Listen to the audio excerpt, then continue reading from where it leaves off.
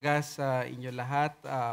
Welcome sa ating Sunday School at paumanhin sa pagka-delay ng kaunti sa ating Sunday School, but we will continue our lecture sa Reformed Baptist origins, and we are completing the three famous particular Baptist forefathers, and they are the 3Ks.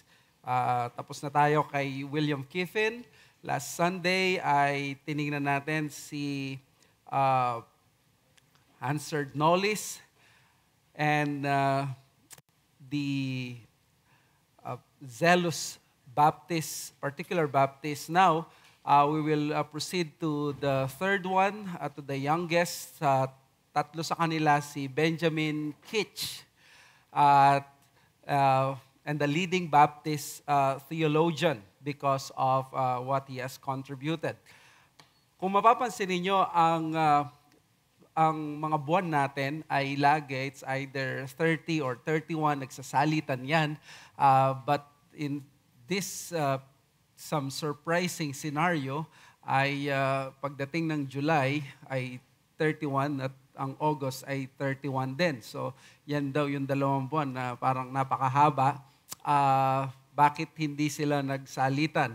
Well, ang history ay nag-away, nagalit yung isang Caesar na si Julius Caesar ay may 31, gusto ni Augustus na mas dakila dapat siya or kasing pantay niya. Kaya yung August 30, dinagdagan ng isa.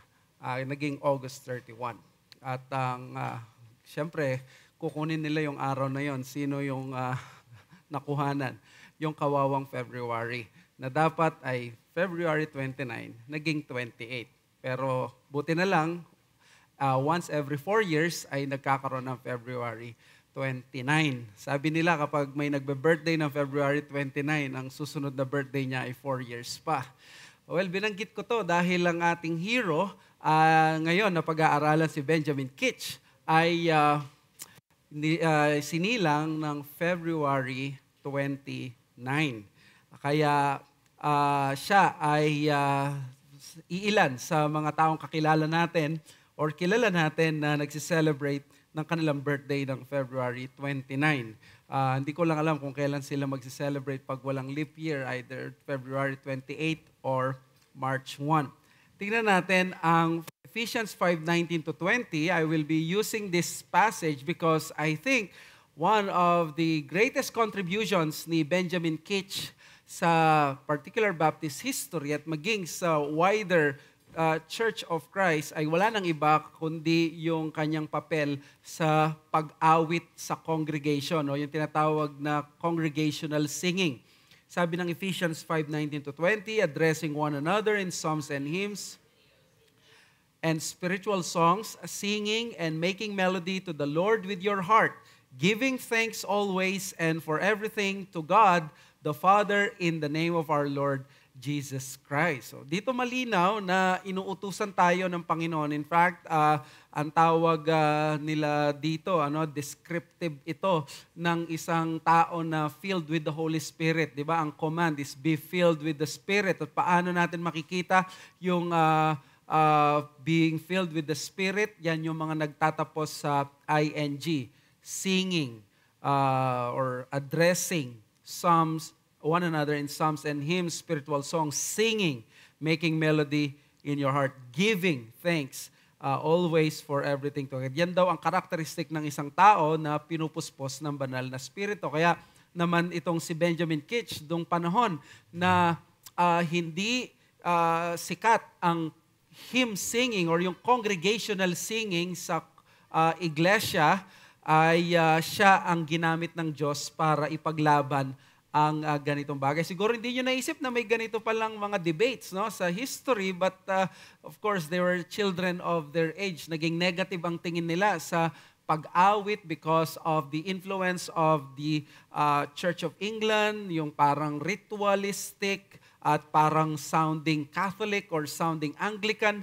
So, naging negative yun sa kanila, but thankfully, may mga theologians tayo at mga Reform or mga particular Baptist na ginamit ng Diyos. Isa na dyan, si Knowles na ating napag-aralan last week. He was one of the few Baptists na nakapag-aral sa mga Puritan training centers like the Cambridge University. Kaya napaka-learned niya at he was called the old disciple Hansard Knowles. Nakilala siya sa paglaban sa mga seekers o yung mga early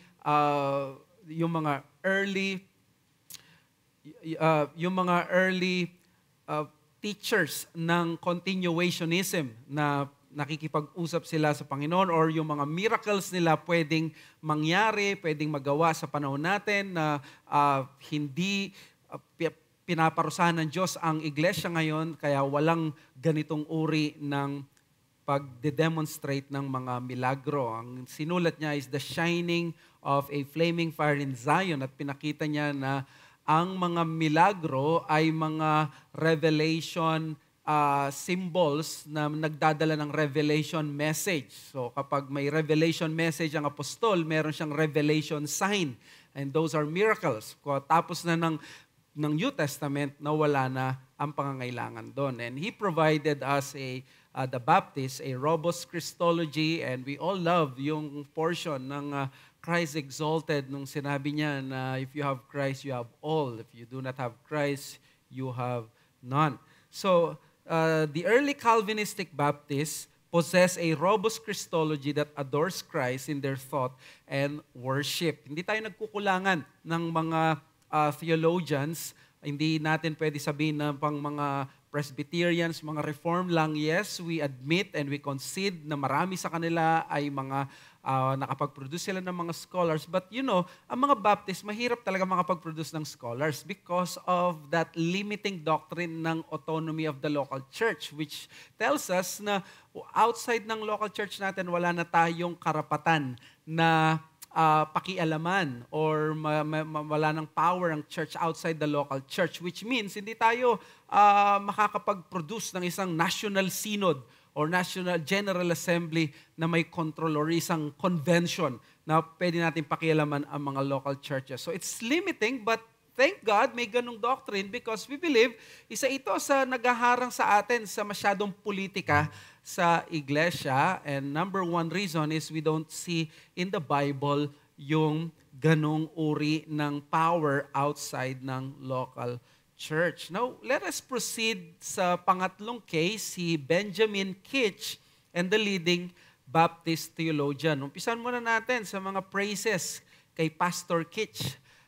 Si Pastor Kitch ay kinilala at kilala nung mga panahon na yon bilang leading Baptist theologian nung kanyang generation. Sabi ni Michael Hicken, by the way, this is the book, Kiffen, Knowles, and Kitch, Rediscovering Our English Baptist Heritage.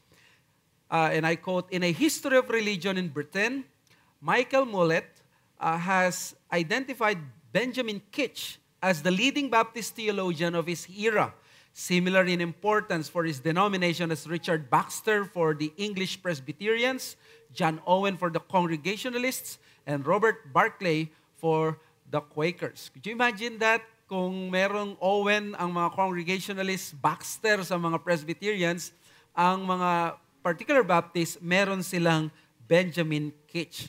Hindi lamang siya leading theologian, he is also the leading apologist of the Calvinists. Doon sa quotation mula kay Mordina MacDonald ng kanyang thesis sa Oxford, Doctor of Philosophy thesis, sabi niya, the single most important apologist for Calvinistic Baptist view.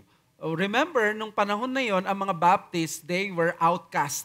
They were considered by other kings na illegal because they were outside the Church of England. And not only that, nakilala din natin si Pastor Kitch na leading author in production of publication or ng mga libro. Ito nga, dito sa London Calvinistic Baptist, 1689. Alam nyo, itong mga librong ito, napakaganda ng mga libro na ito. Mga studies yan ng mga Baptist, ito, Center for Baptist Studies in Oxford Publications. Konti lang ang mga piniprint niyan. No? Sinasabi ko, baka gusto niyo magregalo sa amin. Meron ako niyan, yung Shadow and Substance ni Sam Renihan. Pero marami ang mga libro na yan. Sabi ni Merdina MacDonald, neither the scope nor extent of their works match Kitsch's production. So, napakarami pa lang na-produce na mga works ni Benjamin Kitsch. Isipin ninyo, sa sobrang galing nitong si Kitsch, ay susunugin mamaya, papakita ko susunugin yung kanyang mga libro, pero may sinulat siya from memory doon sa nasunog na yon, sinulat niya uli. Ganito kagaling itong si Pastor Kitsch. In fact, he argued against the Quakers and critic even the famous Puritans si Richard Baxter and John C. Flavel on the issue of baptism. Napaka-strong nila sa believer's baptism na hindi nila sinasanto kahit si Richard Baxter pa yan na very revered nung panahon niya. Even si John Flavel na kilalang-kilala na Puritan. And then he advocated the practice of laying of hands at baptism, commonly practiced among the General Baptists, but rarely done in Calvinistic Baptists. Bakit? Because itong si Benjamin Kitsch, ipapanganak ito ng February 29, 1640, pero siya ay General Baptist, which means Arminian Baptist siya hanggang nasa 1660s. So that would mean by the age of 30 plus pa lang siya magiging Calvinist. So pinasok niya sa mga Calvinist yung paglelaying of hands sa baptism, and then he wrote allegories which may have been forgotten now, but in his day, according kay Michael Haykin, in his day, rivaled those of John Bunyan in popularity and sales. So mabenta din pala no, yung kanyang mga allegories, yung kanyang mga sinulat, at na naging kalaban pa niya, katunggalipal niya sa sales at popularity si John Bunyan, na kapwa particular Baptist niya. He published collections of sermons, a golden mine open, and a golden gospel mysteries unveiled. Ang gospel mysteries unveiled is an exposition of the Lord Jesus Christ. And also, he produced the first Calvinistic Baptist treatise that touched on the topic of church polity. Sa mga particular Baptist, ang pinakasikat ay yung sermon, ordination sermon na pinrich ni Nehemiah Cox, yung about sa church polity, sa congregational, yung mga trabaho ng mga pastor at mga deacons, laging ginagamit yon. Pero bago pa yon, yung si Nehemiah Cox, meron tayong The Glory of a True Church and its Doctrine Displayed. He wrote allegories, His known involvement is in controversy over him singing, which he advocated and even compiled some of his own hymns. In fact, sabi ni Hugh Martin, he was the first to introduce the regular singing of hymns into the normal worship of an English congregation. So, yung hymn singing. Dati kasi psalms lamang yan at hindi ganun ka-popular yung parang congregational singing na tayong lahat kumakanta, di ba? Ang Catholic Church, meron silang mga professional singers, and even yung mga particular Baptists, they were reacting extremely doon sa naging kalagayan na yon. And even ngayon, di ba, may mga churches na psalms lang ang ginagamit, no? Psalter lamang ang ginagamit, at si Pastor Kitsch pala ang nagbigay sa atin dito. Now, tingnan natin, yung picture ni Kitsch, iniisip ko, palitan ko kaya nung batang Kitsch, parang kakaiba, parang hindi na babagay, no? Masyado nakasmile yung bata, yung pastor, Puritan ang dating. He was born on February 29, 1640 to Anglican parents, John and Fodora Kitsch. Kung gusto nyo maghanap uli ng pangalan, na babae, Fodora, nanay ni Kitsch yan. He was raised as an Anglican, pero naging Armenian Baptist siya at the age of 15. 3 years after his baptism, ng pagiging 15 years old, imagine nyo, 18 years old pa lang siya, he was called by the General Baptist to preach at a congregation in Winslow. Maagang tinatawag, no, ang mga Baptist. Kung maalala nyo, si Charles Spurgeon, maaga din siya na naging pastor. It's because yung training, they were unlike the reform na nag-undergo talaga ng mga training doon sa mga universities. Si Michael Haykin sabi niya, there is still in existence in Winslow an old Baptist meeting house dating from 1695 which is called Kitch's Meeting House. Kala ko sa Plaridel ito pero meron pa hanggang ngayon. From 1695, mayroon pang nakatayo na Kitch's Meeting House. Whether or not Kitch ever worshipped in this old chapel is not known, yet it is an appropriate way to recall the connection of this great Baptist leader with this area of Buckinghamshire. So, talagang kinikilala itong si Benjamin Kitch sa history. Napangasawa niya si Jane Grove. At the same time, yung call niya sa ministry, nung time 18 years old, and then nagkaroon sila ng 5 anak. Now, ang nakakalungkot, syempre, usually ang mga pastors noon at yung mga tao namamatayan ng anak because of the lack of advancements sa technology, sa medical technology. Pero may surviving son sila, si Elias Kitch. Kung kilala nyo, narinig nyo si Elias Kitch, he would become well-known in Philadelphia advancing the Baptist cause. May kwento na si Elias Kitch, nung nag-attend siya sa isang church at nalaman nila na siya ay yung anak ng famous na pastor Kitch ng England, ang ginawa ay inas siya na mag-preach. So without even asking much about him, he was preaching. Nag-preach si Elias Kitch. And you know what happened? While he was preaching, Elias Kitch was converted by his own preaching. He wasn't converted at that time, but while he was preaching, na-convert siya. Paano kaya yung ganun, no? But we praise the Lord sa iba't ibang mga ways ng Panginoon, ng kanyang pagliligtas. At gagamitin siya ng Panginoon to advance the Baptist cause later on in America. Now, blessing ng Diyos ito, no? Kasi may heartache itong si Pastor Kitch dahil yung kanyang anak na babae naging Quaker at naging stress sa buhay niya yung ganun. Now, yun yung early years niya. Let's proceed sa persecution. Dito natin makikita, no, yung papel ng persecution at yung buhay ng mga particular Baptist noon. Kung ikaw ay hindi Anglican nung panahon ng 1660 hanggang 1680, nakakatakot yung panahon na ito. Okay? So bigyan ko lang kayo ng timeline. What happened nung nawala itong si Charles I? He was beheaded. Kailan po siya na-behead, Tatay Peter? 16? Nakalimutan ko eh. Kaya nagtatanong ako. I think 1640s. Right? Kaya nga nagkaroon ng parliamentary. Kaya nagkaroon ng Westminster, no? Yung si Oliver Cromwell, siya yung gagawin nilang king, pero sabi niya ayaw niya, ang tawag na lang sa kanya, Lord Protector. So, walang king. Ang England, kingless siya noon, at pinugutan ng ulo yung si Charles I dahil he was found betraying yung kanyang nation. So, mga Puritans ang nanguna, si John Owen ang chaplain ni Oliver Cromwell ng army.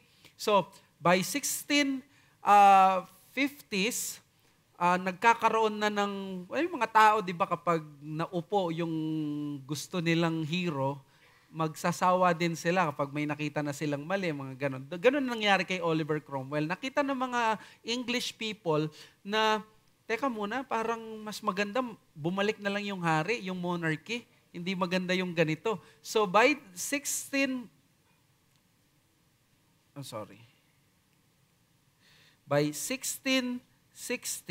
si Charles II ang umupo. Tinawag yung anak ni Charles I. Anong gagawin ni Charles II? Anak ito nung taong pinugutan ng ulo. First in the history of the British monarchy na may pupugutan na ulo na hari. So therefore, he would be avenging yung blood ng kanyang tatay. In fact, ang ginawa niya ay talagang pina-exhume yung labi nitong si Oliver Cromwell bilang parusa. And dito makikilala yung tinatawag na 1662. This is what we call in history the Great Ejection, wherein 2,000 Puritan ministers were expelled from their own parishes. Mararami silang anak, tapos pinapasweldo sila ng King's Treasury, naglabas sila yung tinatawag na Act of Conformity.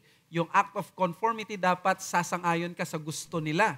So pag hindi ka sumang-ayon, illegal ka at kakailanganin mo ng permit, kakailanganin mo na ano ka dito, makukulong. Si John Bunyan, di ba? Makukulong siya dahil nga Baptist preacher siya. So during 1660s hanggang 1688, ito yung tinatawag na Glorious Revolution.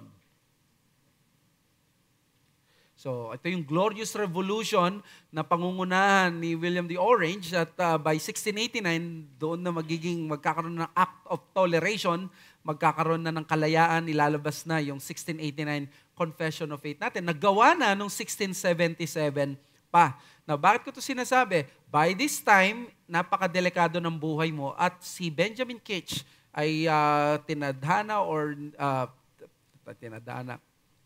inordain siya ng Panginoon na mabuhay sa mga panahon na iyon. So what happened dito was that in 1664, he was arrested for sedition, heresy, and schism, and for being evil and maliciously disposed and disaffected to the government of Church of England. Ayan yung mismong language. Being evil and maliciously disposed and disaffected to the government of Church of England. Siyempre, gusto ninyong malaman ano kayang ginawa niya para kasuhan siya ng sedition, heresy, schism, at pagiging evil. Siguro, ang dami niyang mga ginawa na parang el filibusterismo, noli me tangere, at kung ano-anong sinulat niya. Now, ang kanyang isinulat ay, Ako ay Guro. Hindi, joke lang. Sinulat niya ay Children's Primer. Pero ang isang Anglican rector, binasa niya ito, para sa bata lang itong sinulat niya, pero punong-puno of course ng theology. He found it unfit for children and positively seditious para sa kanya. Ang pinag-order nila, all copies were destroyed at alam nyo, not even one copy exists today. Meron pang ang balita na si Keach, tinry niyang i-rewrite ito from memory. Ganun siya katalino, ganun siya katindi ng memory at pinublish niya ito as The Child's Delight or Instruction for Children and Youth.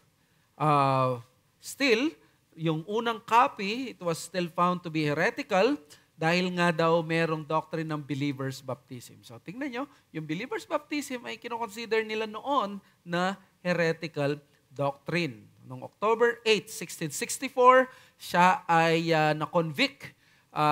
He was found guilty and was punished for 2 weeks of prison time and a fine of 20 pounds. Ang 20 pounds per person.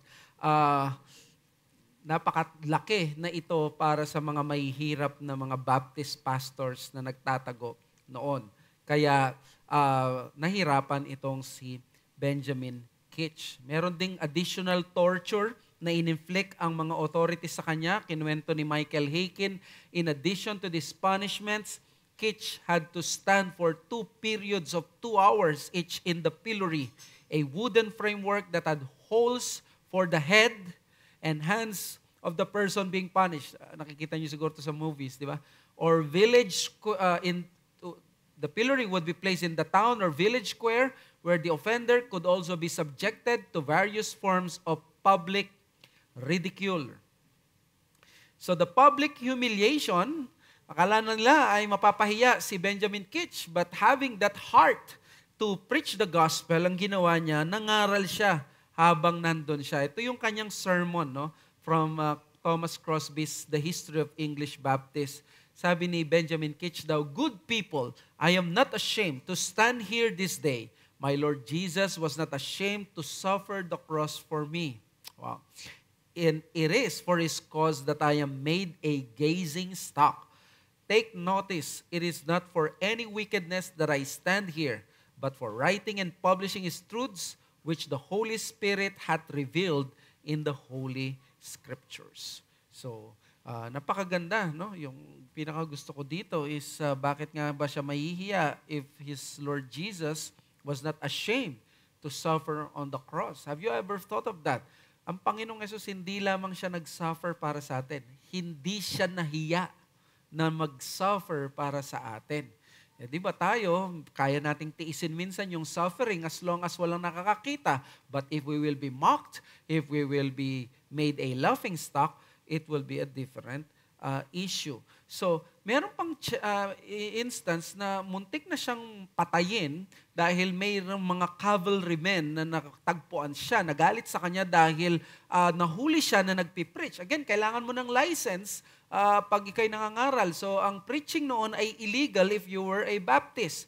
So, ang ginawa ng mga galit na mga cavalrymen na ito, yung mga group of soldiers, they were so angry with him that they swore that they would trample him to death. So, kita nyo siguro yung mga nag-uusap ng mga soldiers na talaga nang gagaliiti na sa galit at sasabihin na pipira-pirasuin ka namin or talagang papatayin ka namin.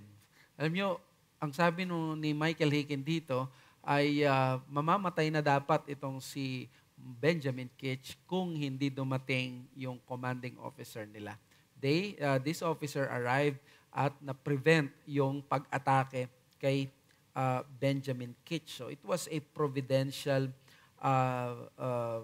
dealing ng Panginoon na ipinagkaloob sa kanya. Now, anong gusto kong i-point out dito? Yung persecution ni Benjamin Kitch was nothing abnormal for dissenters like him who were serious in preaching the gospel according to the scriptures.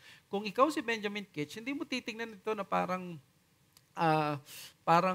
kakaiba. Natural itong nangyayari kung ito yung pananampalataya mo bilang particular Baptist. Kung pinili mo ang pagiging Baptist noon, alam niyo po yung pagiging Baptist noon parang, if I may use the word, no, yung parang mga nagtatago sa bundok. Siguro we are familiar, no, may mga kilusan sa bansa natin na hindi kumikilala sa gobyerno ng Pilipinas.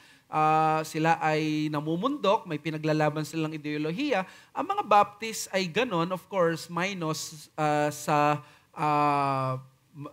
armas. Pero sa kanila, paniniwala na hindi dapat pakialaman ng gobyerno ang simbahan.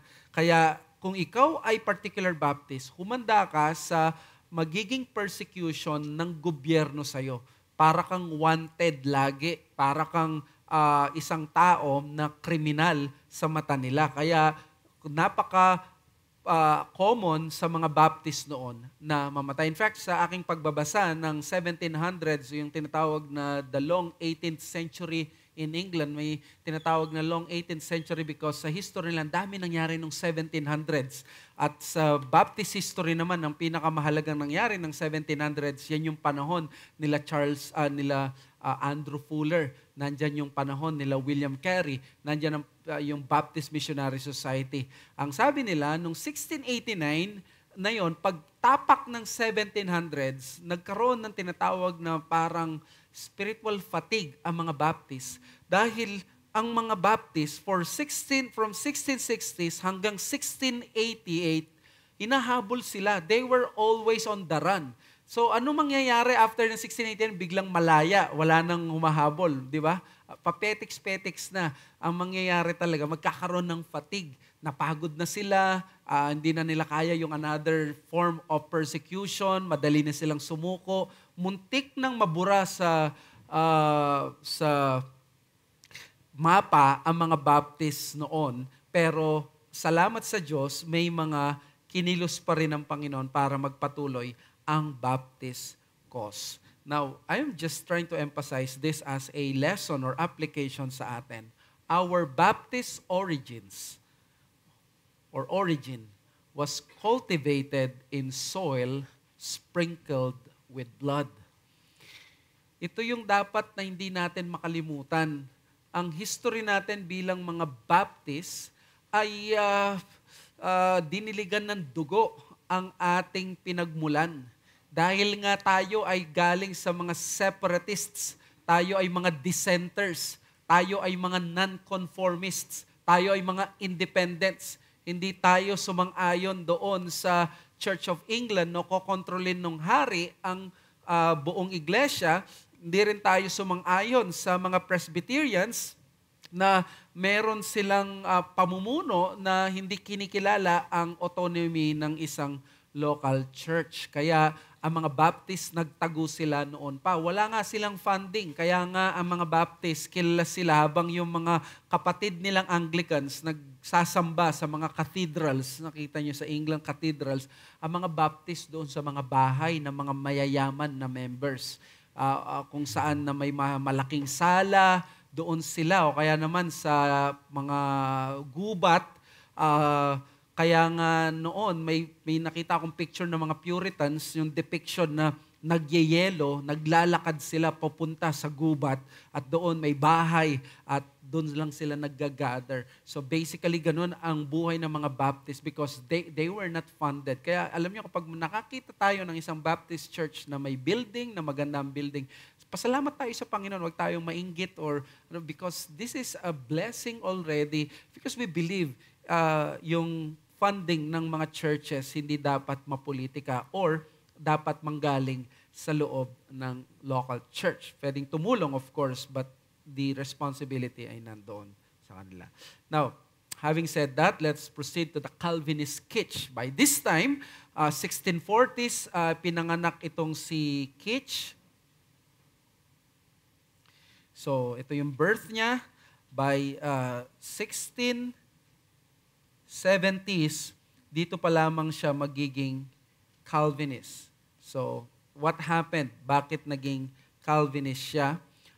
Kitch will only become a Calvinist leaving the General Baptist or yung mga Armenians ng 1670s. He moved to London in 1668. At doon, sumama siya sa mga General Baptist meetings na or doon sa isang church na nag-gather malapit sa, ano ba pronounce sa Thames River, yung kilalang river, malapit sa may London Bridge. And then while he was ordained as an elder, he would soon have an acquaintance. Eto na, kapag naging kaibigan mo, mga Calvinist, guess what? Anong mangyayari sa'yo? Nakaibigan ba naman niya si Kiffin at si Knollys? Siguro naisip nila, pangatlo ka na letter K. Tama-tama, let's have a conversation.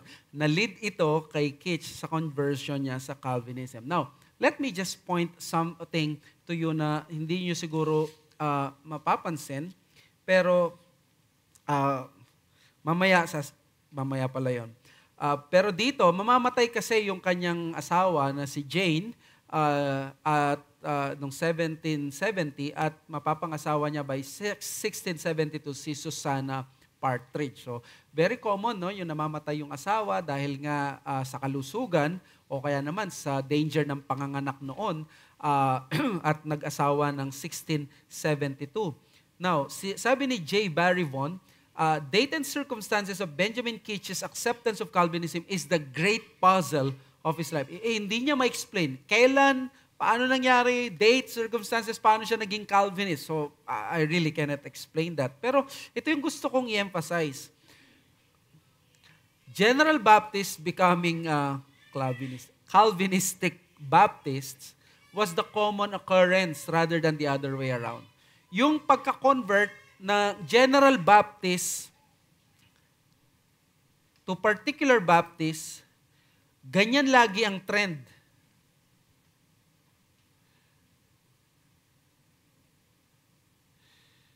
Ganyan lagi ang trend. Wala kang makikita na particular Baptist na nagiging General Baptist. Napakadalang, sobrang dalang nun. Ang trend is, ang mga General Baptist at mga Armenians, nagiging Calvinist. So, mapaalala ito sa atin, no? Sa mga Baptist dito, baka hindi pa kayo Calvinist, ang karamihang trend is that yung Armenian na very faithful sa salita ng Diyos, syempre una tuturuan siya na mga Calvinist, mga mayayabang yan, mga negatibo yan, lumayo ka sa mga yan, kulto ang mga yan, demonyo ang Diyos ng mga yan. Ganyan tayo i-persecute ng mga iba para lamang lumayo ang mga miyembro nila sa atin, no? Dinidemonize talaga nila tayo. Tayo naman bilang Calvinist, tinuturing natin silang kapatid kahit na ganyan sila sinasabi kasi ang pagiging ligtas ay sa ebanghelyo ni Kristo Jesus. Pero alam nyo, bakit marami pa ring mga Armenians na nagiging Calvinist? It's because these Armenians, they truly and sincerely love the Lord at binabasa nila yung scripture. Pag nagbasa sila ng scripture at nakakausap nila yung mga Calvinist, napapaisip sila, oo nga, no? Kailangan nga naman itong maintindihan o kaya naman tama naman ito sinasabi, paano ka nga ba maliligtas kung hindi mo nakikilos ang Diyos? Kahit nga ang mga Armenians, tayo nananalangin, Lord, kumilos ka sa puso ng tao. Kung hindi ka kikilos, walang mangyayari. That's a Calvinistic prayer. Sinasabi ng Calvinism na ang tao, kung walang pagkilos ang Diyos na siya'y nauuna, siya ay patay sa kasalanan, wala siyang kakayanan na mag-respond doon. In the same year, si Kitch ay nag-lead na siya, umalis na siya ng General Baptist or Armenian Baptist. Ang ginawa niya ay gumawa siya ng grupo niya, sumama siguro sa kanya kasi si Kitch ay magaling na preacher, no? Very effective siya na preacher. At doon sa Horsley Down, Southwark, nag-start siya ng gawain doon, isang Calvinistic church, at over the years, ang number nila ay abot ng 1,000. Ganito ka-powerful na preacher itong si Benjamin Kitch. Sabi nga ng kanyang magiging son-in-law, later he would testify of his power in the pulpit. Sabi niya, ang preaching daw ni Benjamin Kitch, it is full of solid divinity. Grabing, ang grabing appreciation. Solid divinity. Sana mabanggit kahit konti, no, sa atin, sa mga nangangaral. He's full of solid divinity. In other words, masyado siyang enthralled sa pagka-Diyos ng Diyos. And then, it was a testimony among particular Baptists that many of them were powerful preachers. Napansin nyo, marami sa mga Baptists, dahil kahit na hindi mo mapaliwanag, sila yung hinahangaan nila sa mga preachings. John Owen, remember, he would be willing to give up yung kanyang degrees at ang kanyang karunungan, makuha lamang yung power sa pulpit ni John Bunyan. Ganon din si Kitch, ganon din si Knowles, ganon din ang mga ibang mga particular Baptists. So, isa sa pinagpala ng Diyos sa mga particular Baptist na isang characteristic is that they are good preachers. Now, that doesn't mean walang good preachers sa mga iba, but we know there are some who are good lecturers, there are good scholars, but Baptists are always trained to become preachers. And like a true particular Baptist, si Kitch, may involved siya sa mga planting of churches. He employed men who were excellent in elucidating the scriptures for the furtherance of the Baptist cause. So, nag-gifted men, tas yun ang ginamit niya, pero syempre, Baptist. He was influential in his contribution, especially in the defense of Calvinism on salvation. Kitch and Owen were persecuted because of their old-fashioned belief ng kanilang salvation. Meron kasing pauso itong si Richard Baxter. Si Richard Baxter, kilala siya doon sa The Reformed Pastor, isang libro daw na dapat basahin ng mga pastor every year sa kanilang buhay. It's one of the most excellent pastoral books na naisulat. Pero si Richard Baxter, ang nakakalungkot sa kanya, ayaw niya yung controversy masyado. So he was a four-pointer.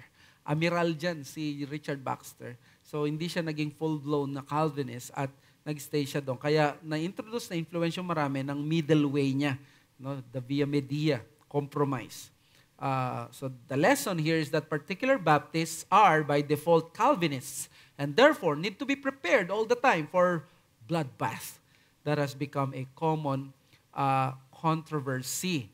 So, that has become common sa kanila yung controversy. I'm sorry doon sa grammar.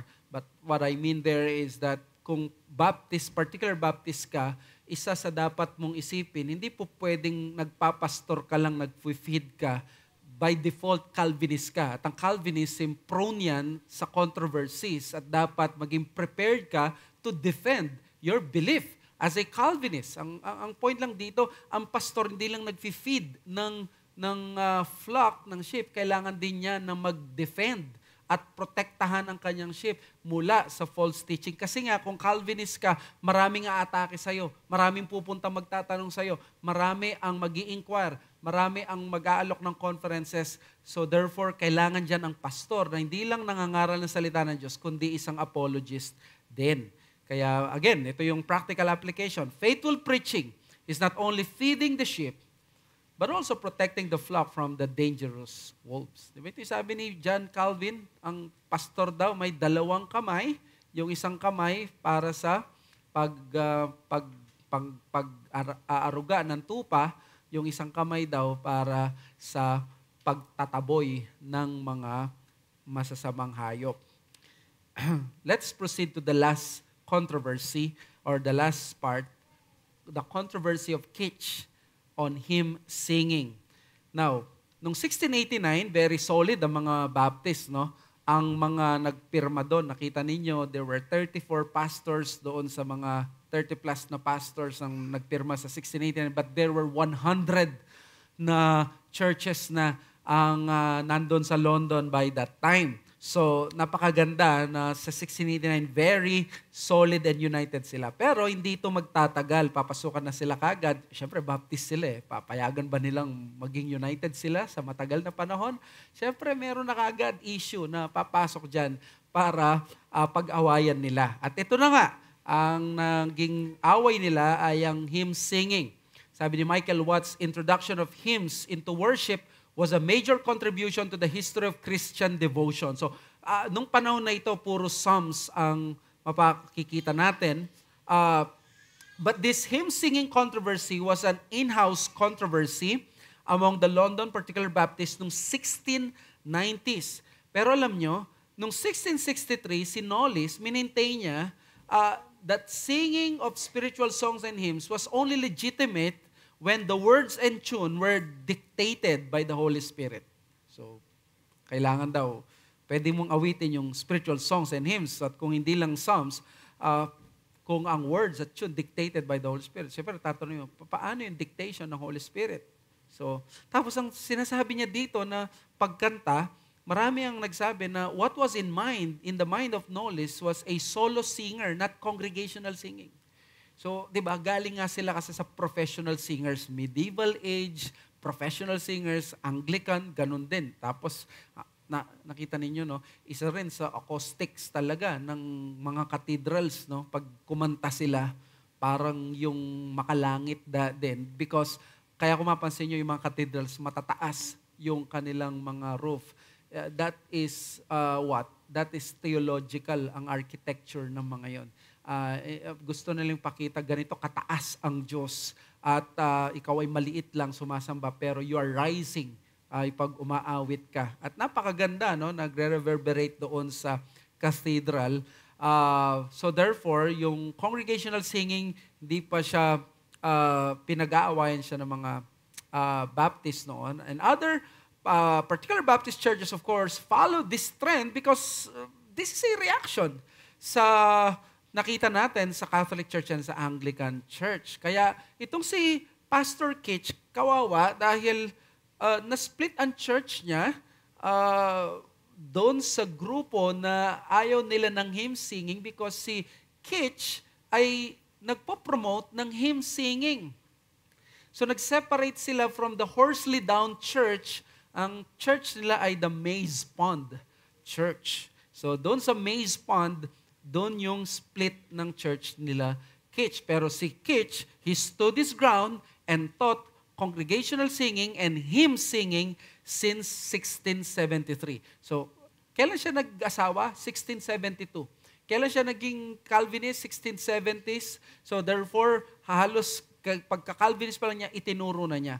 Pag binasa niyo pa yung mga articles sa internet about this controversy, makikita mo ang tagal ng tiniis ni Kitch para lamang ma-endure itong bagay na ito and later on, magtatagumpay siya because he will be vindicated by history.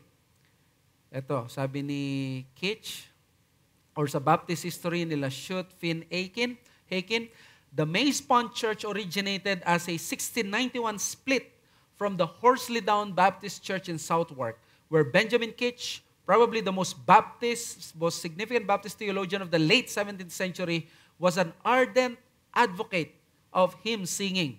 Kitch first introduced congregational hymns at Horsley Down around 1673. In defending the practice, Kitch built his case primarily on Scripture. He cited the angelic hosts in heaven singing praises to God and explicit commands in the New Testament that urge this practice on believers, including Ephesians 5:19, Colossians 3:16, James 5:13. Mga kapatid, pag binasa natin ang mga to, sasabihin na napaka-clear naman na may hymn singing at congregational singing kasi sinulat ito sa Ephesian believers, di naman sa Ephesian pastors, di ba? So, very clear. But again, these were not foolish people. They were just children of their age because they were reacting doon sa excesses ng mga churches nila. Nang tingin nila kapag kumanta yung buong congregation ay something na very unfamiliar sa kanila at hindi biblical. So, sabi ni, as very evident today, Kitch would be vindicated in his teaching and standing on his ground to practice him singing the congregation for the good of the Church of Christ, the universal body of Christ. Sabi niya, nila defending the propriety of congregational hymn singing naturally led to the production of various hymnals. One of the earliest such hymnals was the Seventh-day Baptist Joseph Stennett, the first hymns in commemoration of the sufferings of our blessed Savior Jesus Christ, composed for the celebration of His Holy Supper, first published in 1697. It was twice enlarged in the new editions and appeared in 1701 and 1709, with the number of hymns increasing from an original 37 to eventual 50. The point here is that Kitch's stance on hymn singing reminds us of the importance of the hymnody in the life of the church. This is an area that is worth fighting and protecting for. Si Benjamin Kitch, he was leading Baptist theologian, pero isa sa pinagtanggol niya ay ang hymnody niyang church sa tamang paraan. Na hindi lamang ang psalms ang gagamitin natin, but we can use the hymns and the spiritual songs at yung mga wisdom at yung experiences ng mga contemporary singers natin, ng mga Christians, na legitimate ang kanilang experience and we can sing that. In fact, mamayang hapon, magpa-practice tayo ng isang makabagong hymn na papanahon dahil ang title niya ay Sing. All creation, we must sing because of our Lord Jesus Christ. Kaya naman tayo, dapat magpasalamat tayo if we can sing congregationally. And if we have someone playing the piano, we should be thankful for that person or those people na ginamit ng Diyos in the past.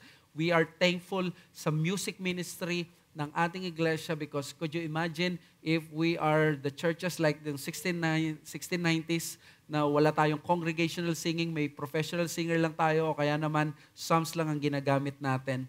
So, as free and independent churches, particular Baptists must excel and cherish in the robust exposition of the Word and the heavenly singing of praises to God. So, dalawa dapat. Kasi ito yung wala sa Anglicanism, di ba? Nakatali sila kung ano yung nakalagay sa Common Book of Prayer. So, nakalagay dito sa Scripture exposition, preaching, and then yung heavenly singing of praises to God. Let us pray. Father, we thank you sa aming napag-aralan. Thank you for Benjamin Kitch who fought for the validity and the beauty of hymn singing in the local church. Nawa, kami ay magkaroon ng ganitong appreciation and iba yung attitude towards our hymnody na maging mapagpasalamat sa inyo and appreciative and i-cherish ang area na ito ng aming Christian lives. Thank you so much, Panginoon, na maging pagpapala itong aming lesson at ma-remind kami sa maraming bagay. Thank you for the time. We ask this in Jesus' name. Amen. You have some questions? We can entertain one or two.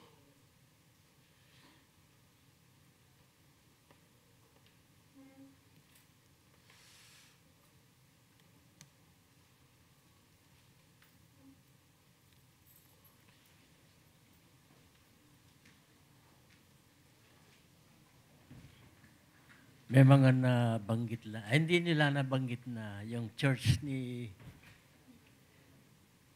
Kitch, yung Southwark Church. Then he moved to New Park Street Church. And later on, he moved to Metropolitan Tabernacle, where later on, that was the Church of Charles Spurgeon. Yes, that is true. Benjamin Kitch would pastor the church na papastoran ni John Gill. Then after ni John Gill, ang makikilala, of course, the most famous of all, the Prince of Preachers, C.H. Spurgeon. Wala hong record yata na hindi kagaya nila Nolly, where they finish in Cambridge or whatever. Wala ho yatang record na just like John Bunyan wala yatang record na si Kitch nag-aral sa mga ganong eskwelahan. Yeah, we do not have. Si Hansard Knowles lang po yung kakaiba daw sa kanila kasi siya lang yung educated sa Cambridge. Pero sa mga almost all his works, he's using a poetic, in a poetic manner, halos lahat ng sinulat niya. Why so? What's the purpose? Poetic? Oh. Baka yun ang gift po niya. Di ba, mahilig naman. Usually, mga writers, they are also giving into that kind of art, yung poems, paggawa ng poems like sila John Piper. I have always noticed na yung mga magagaling na writers, they would love that. Yung mga rhyming, yung pag-express ng ganon in some metrics, yung mga lines. So, hindi na ako magugulat kung ganon itong si Benjamin Kitch. Or, sikat noon yung ganon, yung allegory, like yung Pilgrim's Progress, dahil naging sikat siya, baka ginaya yon na nagkaroon ng mga iba't ibang mga versions. Last ko na lang kung si Shere. Kitch published his Kitch Catechism in 1689. Ang Catholic Church pala, as early as 1555, merong isang Peter Canisius na sumulat ng Catholic Catechism. Yes. 1500s pa lang because 1555, to be exact. Yes. That was coinciding yung tinatawag na Counter-Reformation. Yung Counter-Reformation, nagsimula siya ng 1540s, natapos siya ng 1560s, yung tinatawag na Council of Trent. Ang Catholicism ay hanggang ngayon ay Tridentine Christianity or Catholicism, which means kinikilala pa rin nila yung mga affirmations ng Trent. At sa gitna nun, yung 1550s, lumabas din yung Catechism. Yes. Thank you pa sa lesson. Gusto ko lang pong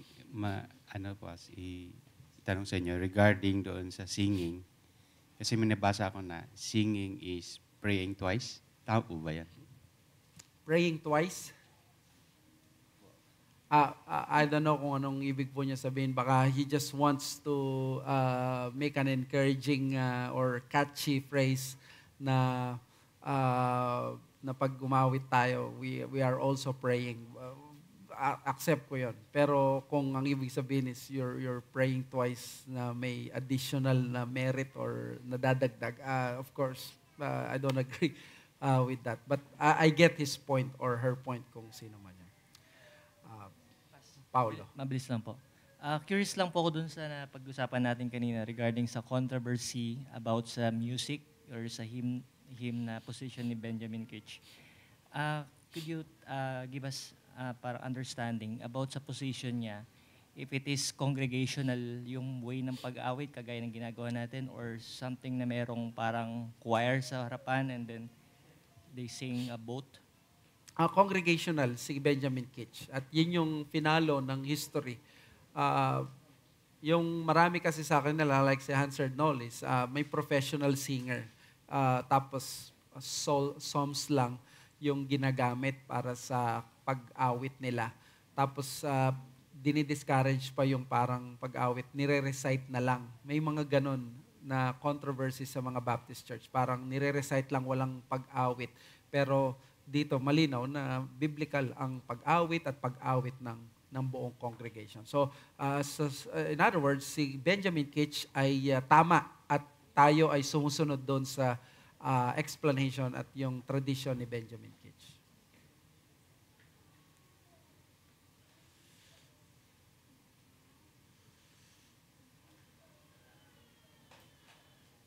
Okay, so let us have a break and we will start ng 10:30 para